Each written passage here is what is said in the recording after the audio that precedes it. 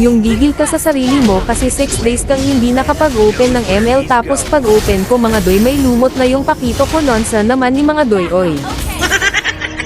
Kita mo yung Lunox sa sobrang taranta niya yung flicker niya sa bato na untog pa. Natakot ata siya bakit may lumot siyang nakita.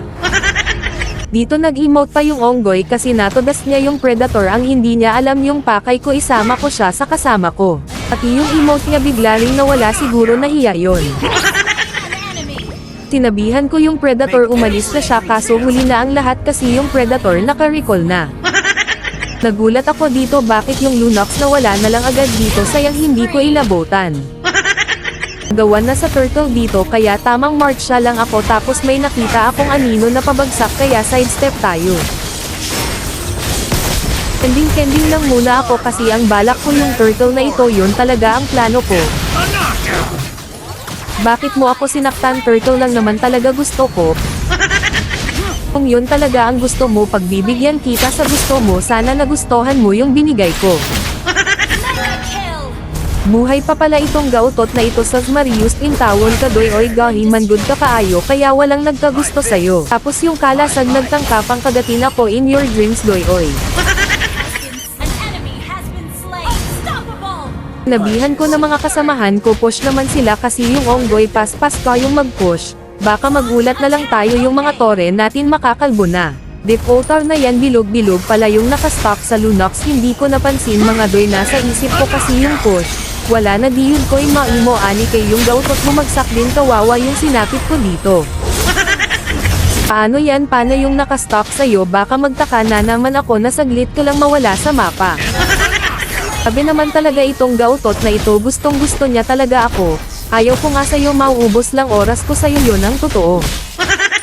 Life is a fight. Try to be a winning side. Na-reset pa yung turtle dito sinundan ko kasi yung manananggal na ito baka may mahuli siya kaso wala man into oy klaro. Yung kalasag na ito gusto rin niya yung gusto namin kahit siya lang mag-isa, ako na nagsasabi sa'yo doy huwag mo lang subukan masasaktan ka lang yun ang masakit na katotohanan.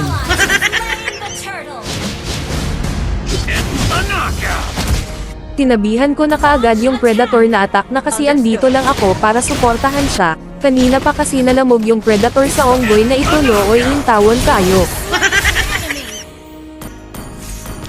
Dito parang gusto kong tumawa o maawa sa manananggal na ito, paano ba naman kasi nagset siya sa loob pa ng tore ng kalaban pagka mangkas man kayo ni mo doy oy. Nita ka, maluoy in tawon taani. Recall muna ako dito kasi yung Onggoy matayog masyado ang kanyang gusto, sige lang doy bas hindi ay. Hayaan mo na lang ako na tulungan kita sa nais mong gusto, sana magustuhan mo yung ibigay ko sa'yo na walang puot at galit gan sa puso mo, pasayluan na lang intawon ko kung maliman yung ginawa ko. Inatake na namin yung anak ni Vex Ana dito, tumalon pa yung gautot wala ka nang inabotan next time bilis-bilisan mo naman.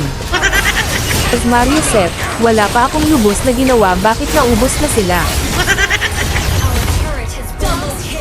Dito lubos akong napaisip kahit wala naman talaga ako nun, bakit malakas ako, kaya pumasok agad sa isip ko kayo at bago ang lang naman kinain ko kanina, alam ko na mga doy yun pala ang sekreto, kaya bago kayo maglaro kain din kayo ng ganon bas hindi ay.